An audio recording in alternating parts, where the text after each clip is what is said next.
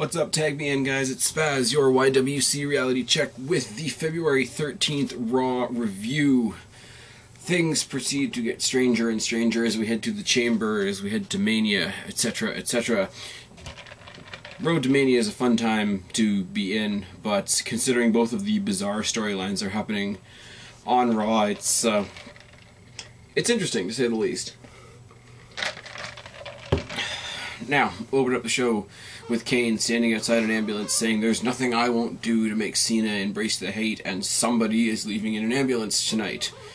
Then we have the opener, Nickelback, Raw, graphics, and all that sort of thing. King is in the ring with all the members of the Raw Elimination Chamber saying they're going to have a debate. And it's like, okay, so everybody's going to talk for a couple minutes and then we're all going to kick the shit out of each other, is my initial thought on this. But the question is basically put to all of them: how do you think you're going to win the Elimination Chamber? Before CM Punk can answer, John Laurinaitis comes out to celebrate the fact that he's still the interim Raw GM and, you know, Executive Vice President of Talent Relations, and thank you to the crowd, and blah, blah, blah. Basically, I'm going to break it down like this. I'm not going to linger on this too long. Punk comes out, says, "I'm the best in the world." Ziggler comes out, talks about how he's a show-off. Truth babbles on and is crazy. Talks about the whole thing like it's a presidential election type thing. Miz harps on the fact that he main evented WrestleMania last year, seeing as he hasn't really done anything currently. Kofi pipes up out of nowhere, says that he's the underdog. Jericho caps off with, "No, Punk, I'm the best in the world." So, Punk, Jericho, filler. Oh yes. Now, Punk, Jericho go face-to-face, but Kingston gets Jericho from behind, which I thought was really, really interesting, with a Trouble in Paradise kick, which kicks off their match tonight. Kofi Kingston versus Chris Jericho. Kofi owns Jericho in the opening minutes of this match, which makes sense, because he hit him with a blindside shot, which isn't exactly a babyface thing to do, but whatever.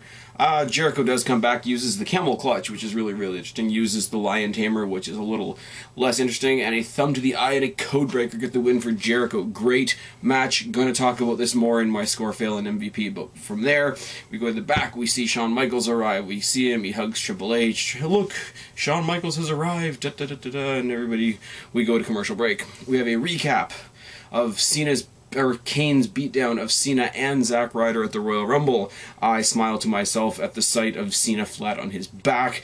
Then we see Cena and Ryder backstage. Ryder is there because tomorrow is Valentine's Day.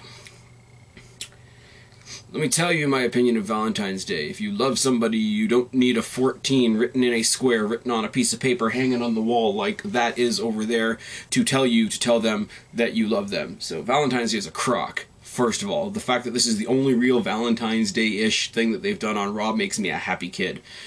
Now, but Cena's saying to Ryder, "Oh man, every time you're here, Kane beats the crap out of you because it's the only way he can get to me, blah blah blah blah blah. You stay here in the dressing room, I will be the big brother and I will take care of you because I am Superman, na na na."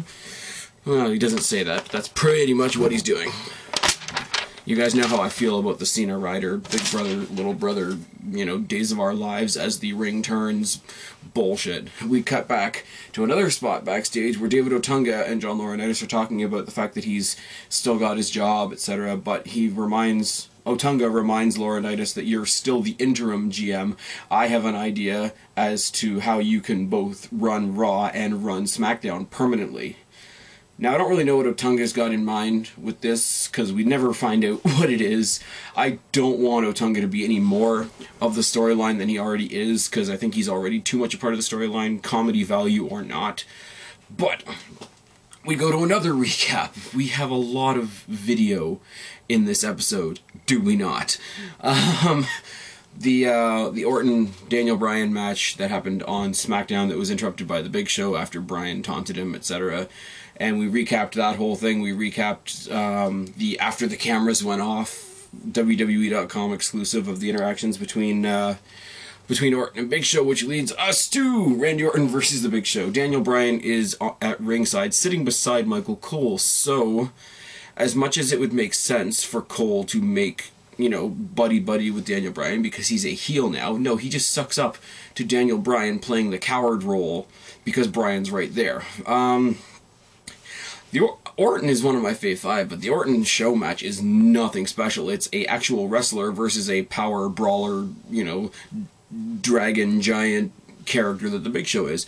Orton's dropkick is superb. Nobody can deny that. The match finishes with 2 RKOs, and that's bad enough. But the first RKO was, apparently I blinked and missed it, but apparently the first RKO was botched. The second RKO gets, you know, would have gotten him the win, but Daniel Bryan runs in, attacks Orton with the belt, and then attacks Show.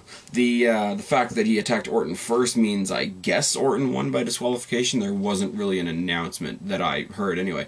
The thing that I skimmed over, and it's because I want to point it out now, Randy Orton hits the suspension DDT where he hangs the opponent's feet over the second rope and drops them down, and it's a very, very impressive move, and I make a point of mentioning it in every Orton match because I love that move.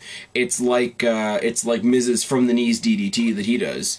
It's a slight variation on a very, very simple move like the DDT, but it makes it very, very uniquely Randy Orton. Now, the Big Show on the top rope. So I'm going to call this a super suspension DDT on the Big Show. I don't care what you say. I don't care what my own low opinion of the Big Show is. That was fucking impressive looking. But, yeah, so Bryan stays strong. Bryan is strong going into the chamber, believe it or not, even though you consider the fact that he's going in there with people like Barrett, people like Rhodes, people like Orton, and filler like the Big Show and Khali. But Bryan's an amazing heel. I can't say anything bad about the guy. I do love the fact, and I can't believe I'm saying this, Cole, as soon as Daniel Bryan is an inch away from the commentator's booth, goes back to running him into the dirt. The one thing I will say about this, the reason that the Michael Cole thing doesn't work, Michael Cole can do things that don't make sense, like boo a heel when he's a heel commentator, because he's an idiot, and he's played up to be an idiot, and he's not supposed to make sense, and he's kind of supposed to come off, you know, stupid and contradictory and whatever. The problem being is right now the face, who's emailing me, why, anyways, the problem is the face commentator on Raw now is Jerry the King Lawler, and if Cole is putting Bryan down, means Lawler has to put Bryan up, and he shouldn't be doing that because Bryan's a heel. It really, it doesn't work. The way Michael Cole played it off tonight, where he's, you know, the coward, and he hates Daniel Bryan, but he sucks up to him when he's there to play up the fact that he's a coward, that made sense. The rest of it doesn't. Shawn Michaels comes out. He says, I'm here to hear what all you guys are here to hear. I want to hear Triple H say yes, he's going to fight The Undertaker. Triple H thanks him for coming out, and, you know, the fans all want to see you, and we wish you were here more often, but the answer is still no, I won't be the guy that ends The Undertaker. And Shawn Michaels says, I'm your buddy, it's who you are. The line of the night, the line of this promo that got me, that was so brilliant, and I think the Lexman texted it right when it happened, but you married that chick, and you became one of them. Oh yes, I think Hunter Hearst McMahon. I'm thinking somewhere along those lines is where he was going. He didn't marry Stephanie and make her a Helmsley. Stephanie married him and made him a McMahon. That's a dig. That's a dig from Shawn Michaels, for sure. Calls him a coward, and then Triple H goes into this great diatribe about how he has to think about the company and how the company's brand names, Triple H, Shawn Michaels, and The Undertaker, are all fading away. The era is over. You know, Triple H is working in the office now. Shawn Michaels is retired. Undertaker is the last brand he has left. And he says he has to protect the brand. He won't be the one to defeat The Undertaker at WrestleMania because it's a business decision.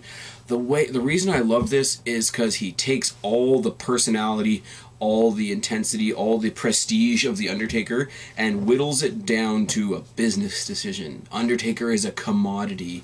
Undertaker is a thing that I can sell to make money. And that's not even a heel thing. That's just a straight up dick thing to say to somebody like The Undertaker. But we are all the end of an era, and Shawn Michaels, of course, gets very, very intense. Look me in the eye and say no. Look me in the eye and say no. And Triple H tries to walk away, grabs him face to face. Ultimately, he's got the big dramatic look up to the WrestleMania sign, and he says no. And he walks away, or Shawn Michaels walks away. Triple H is standing there in the ring while the crowd boos him, and we get another of the Undertaker vids. and it's the same one as before. It's kind of like him sitting in his throne, and he's looking at the all the different videos of last year's WrestleMania and how he was carded out, and he starts talking about how I want my vengeance, I don't want your pity, save your pity for somebody who needs it.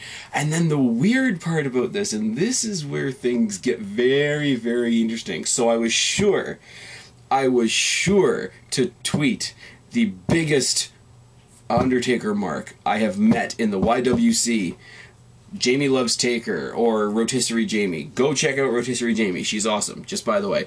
But I tweeted the biggest, Undertaker mark that I know, because Undertaker goes into a drawer beside his throne, which looked kind of awkward, but whatever, pulled out a straight blade, which for a second I thought was a pair of matches, and I thought the symbolism was going to be like all the papers with Triple H's picture on them.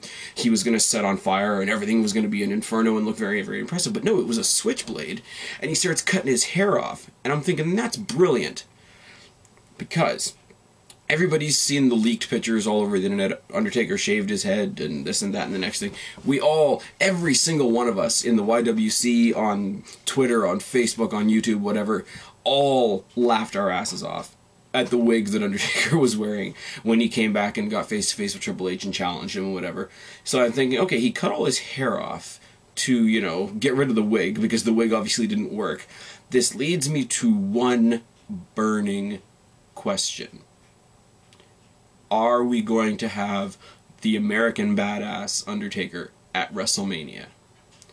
Because the first time, if I'm not mistaken, and I'm sure somebody will tell me if I am, the first time Triple H and Undertaker fought, it was American Badass Undertaker. I think. I would have to go back and check, because I can't think off the top of my head. But if we get American Badass Undertaker after all this time, that will put a brand new spin on everything. And that's not an over exaggeration. That's not a me, suddenly marking out for the idea. Because ultimately, although I love the way they're building this, and I love what Triple H did tonight with his little, condescending, Undertaker's a commodity type thing, I love that spin that they've put on. I'm not a fan of seeing these guys at WrestleMania for the third time. It worked with Rock and Austin. I can't tell you why it worked, but it worked. Shawn Michaels, Undertaker 2 years in a row worked because it's Shawn Michaels and the Undertaker. Triple H is an amazing wrestler, but Triple H is not Shawn Michaels. I'm sorry to say, but he's not. So I'm not crazy about the match happening, but everything leading up to it is got me tweaked. And what's got me tweaked is that I'm more tuning in for the build than I am for the match, which is really, really an interesting situation to be in, and I'm not going to dwell on it anymore, because now I'm just rambling. Ziggler versus R-Truth. Oh dear, it's a bad night for my Fave 5. It really, really is. R-Truth starts off with a lot of fancy footwork, sort of like the breakdancing kicks and all that sort of thing. Eventually eats the ring post, though. Now, Dolph Ziggler went through a little bit of an identity crisis, because he did an HBK nip-up, or an HBK-style nip-up to get up from the ground, then a Ric Flair-style strut, and then the sit-ups that we've come to all know and love, except he sat up one too many times and got curled up for a win. Really? And I'm going to quote The Miz. Really? Doing sit-ups cost you the match. You are not Shawn Michaels, you are not Ric Flair. I can buy what some of the Horsemen have been saying, that you are the next Ric Flair. I can buy that, but you're not him yet. Sit-ups will cost you a match, and a match apparently against R-Truth.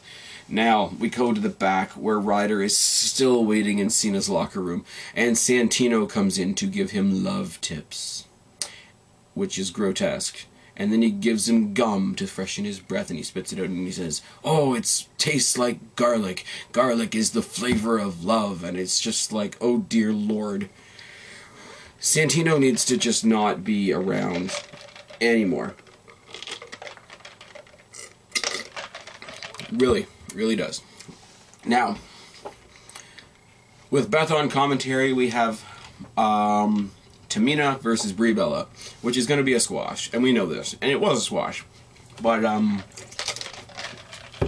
we had a Samoan drop from Tamina, which was awesome. We had the Snuka splash from Tamina, which is awesome. And it's announced while Beth is on commentary that Beth Phoenix is going to face Tamina Snuka at the Elimination Chamber, as John and Ashton from TwitWow predicted. And I like the fact that because Beth Phoenix has a first and last name, we've given Tamina Snuka. People need to have last names. Like, not everybody's an Edge or a Miz. Some people need to have last names, especially when you're playing up on the family heritage angle, or, you know, mentioning it as much as they do. Ultimately, that's going to be a great match at Elimination Chamber. We finally got 2 women wrestlers. Granted, it's not Beth versus Natalya, which I'd like to see, but with, you know, the gassy problems that Natalya's having on SmackDown, that would probably be pretty gross. Although she could probably deliver the best stink face in the WWE right now. Oh yes. We have a big promotional package about The Rock, promoting WrestleMania, promoting the journey to the Mysterious Island. Side note, I'm not particularly a fan of corny family comedy stuff. I saw The Mysterious Island on the weekend with a friend of mine in Toronto. It's not that bad. It's actually a really fun movie. It's, like I say, it's not up my alley. If you looked at most of the stuff on my movie shelf, most of it's pretty fucked up, and, you know, Saw and Alien movies and zombie movies and stuff like that. But it wasn't bad. It's a good light, funny movie, and The Rock is awesome in it, and Michael Caine is awesome in it, and the kids that are in it are funny, I guess. But it's a fun, easy to watch movie. I would suggest everybody go watch it if you're a Rock fan. We have Cena backstage. He's supposed to have an interview with Josh Matthews, but we hear a lot of screaming and yelling and da-da-da-da. And Kane is trying to kidnap Eve in the ambulance, and Cena beats him up and saves Eve, and Eve kisses him. And Ryder sees it in the wheelchair. As the world turns. All my children. Nobody is texting me right now. Stop it. Any other soap opera you can think of is what's going on here right now. We have Punk versus The Miz. Punk versus The Miz is awesome. There wasn't anything particularly special to this match other than the way it ended, which was skull-crushing finale. Basically, Miz in skull-crushing finale position gets snap-mared and locked into an Anaconda Vice, and Punk wins. They really, really drove home tonight the fact that you can win an Elimination Chamber by pin or submission. Don't you know, in the Elimination Chamber, you can win by pin or submission. You can win by pin or submission. Which makes me think we're going to see a LaBelle lock in the Elimination Chamber, and we're going to see an Anaconda Vice in the Elimination Chamber. We might see a Lion Tamer in the Elimination Chamber, and I can't think of anything else that anybody else has at the moment. But whatever. Sheamus needs to get a submission move before he goes to Mania. I want to see Sheamus break somebody in half. But yeah. After that, we think that's the last thing we're going to see that night. But once again, the ambulance returns and we go to commercial break, which was entirely anticlimactic. But Cena comes out to the ring, he apologizes to Zack, and he says, you know, all this stuff that Kane has done to me, he's taken away my friends, he's taken away my fans, when realistically you didn't have as many as you thought to begin with, and the ones that you lost because you suck, but we'll blame Kane for the moment to make this promo work. And he says, oh, you know, all this would work on anybody, but I'm not just anybody, I'm John Cena, I will win. And the thing that was beautiful about this, we get a lot of, you know, Cena can't wrestle, you can't wrestle, this is boring, Cena sucks. What we had during this entire promo from the crowd, loud and strong, and not just the guys, but you could hear it in the younger voices, you can hear the ladies peeping up sometimes. It was a good, solid, from everybody, we all hate you. We all hate you. That is it. That is where John Cena is at. It's not you suck. It's not you can't wrestle. It's not, you know, you're not the greatest person in the wrestling business. It's not, you know, we'd rather see somebody else. No, it was sweet and to the point. We all hate you. But he says, oh, I'm going to rise above all of your hate. I will win. And now let me talk about my buddy Dwayne. And I hate when he calls The Rock Dwayne. I hate everything leading up to the Cena and Rock match. I hate it so much that some of my frustration is actually wearing off on The Rock now. Like, I almost don't want to see The Rock now, because wherever The Rock goes, Cena will be sure to follow. That's the point I'm at with this bullshit main event. But as soon as he's about to start talking about The Rock, Ryder shows up on the entranceway in his wheelchair, gets up out of the wheelchair, crutches his way down to the ring, which, you know, makes me question why he couldn't just roll down to the ring. It would have made life easier. I will say Ryder kind of fails at being paralyzed when he basically walked into the ring and he slaps the taste out of John Cena's mouth. And it was brilliant. And he does it again. And Cena's trying to apologize, and he does it again, and Cena blocks it. And I blinked for a split second, because the next thing I saw was Ryder on his ass. So I don't know whether he stumbled back or whether Cena actually pushed him or hit him or whatever. But he got out of the ring, got his way back up to the rampway, and Kane came out on the Titantron. Cena, you're in denial. Your body and soul are leaving in an ambulance on Sunday, and the WWE Universe isn't going to see you ever again until WrestleMania. That is the most disjointed, not quite working promo ever, because he can't say that we're never going to see you again, because we know we're going to see you at Mania, but we're never going to see you again until Mania. That was weird. But then he takes Ryder in the wheelchair, and in a pretty decent spot, I must say, chucks Ryder and the wheelchair off the edge of the ramp, off the side of the rampway. Cena freaks out. Cena goes and gets the medical attention. Cena goes and gets everybody. Eve's out there pretending to cry. Cena's out there pretending to be pissed, trying to grow a set of balls, and that's how we leave the show. It was very weird because it's supposed to be huge, and to me it's just not. The whole soap opera between Zack Ryder and Eve and Cena is bizarre. The whole monster story with Kane is Kane is great at what he's doing.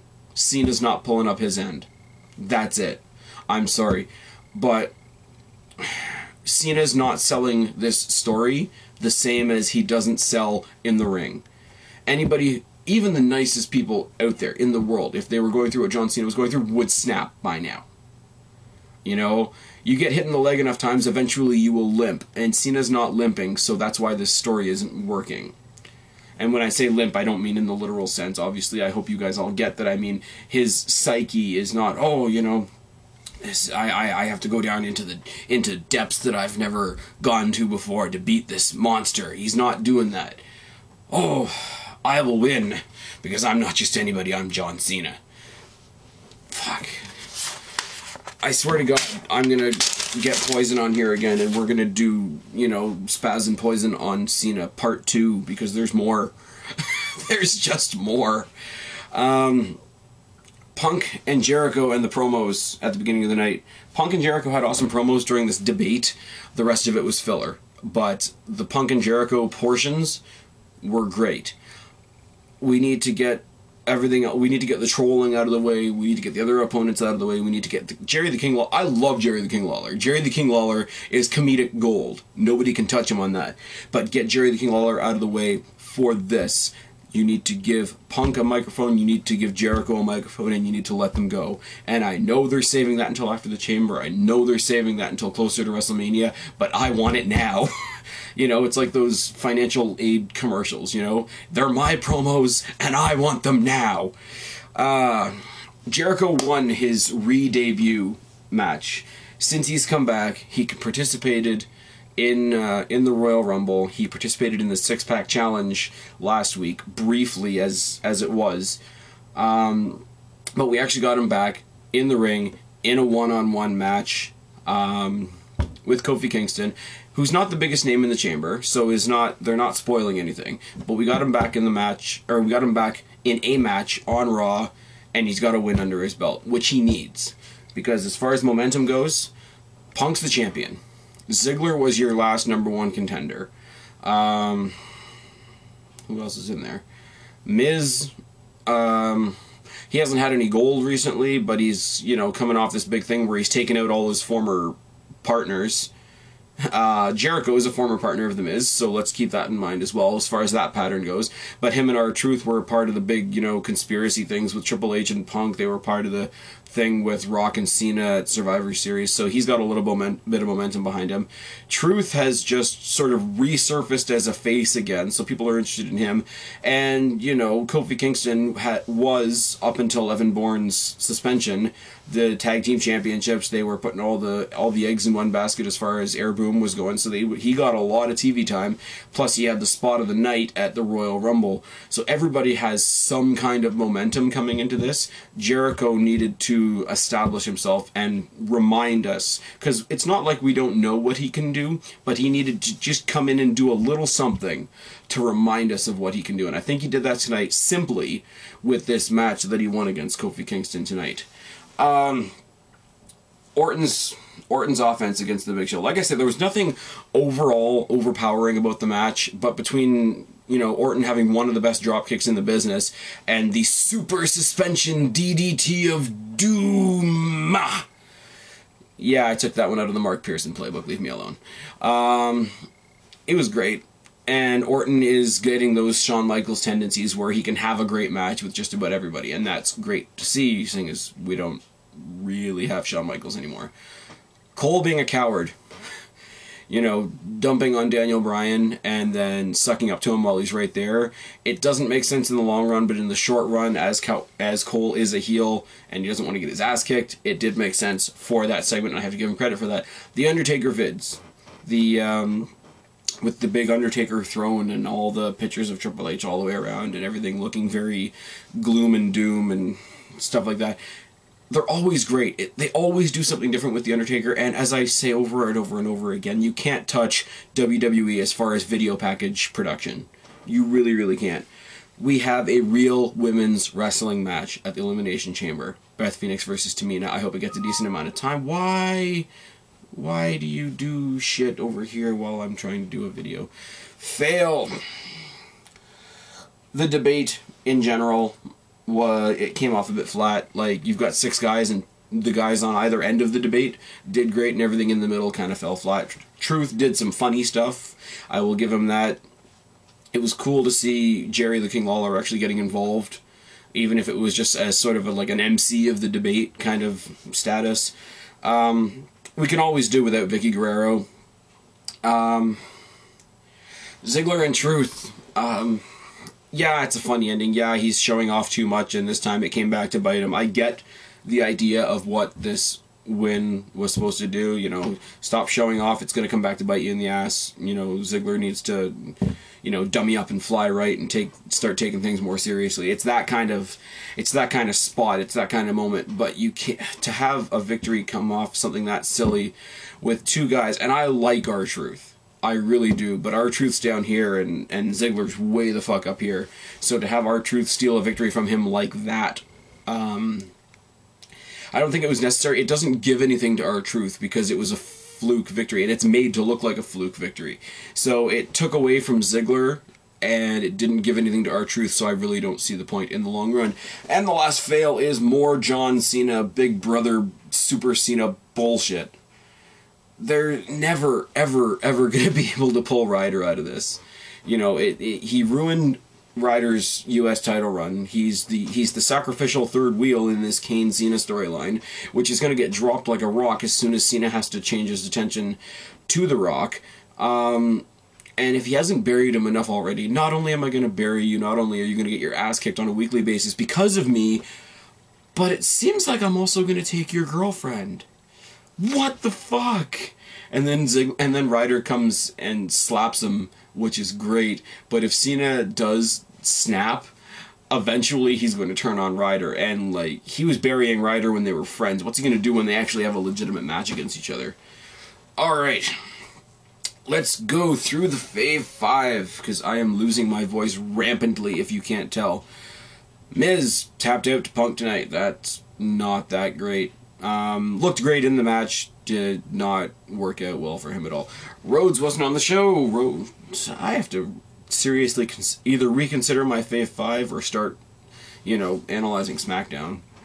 Orton won, but by disqualification, so as Jim Ross used to say, that's one of those kiss your sister type of things. You won, but you didn't really win anything.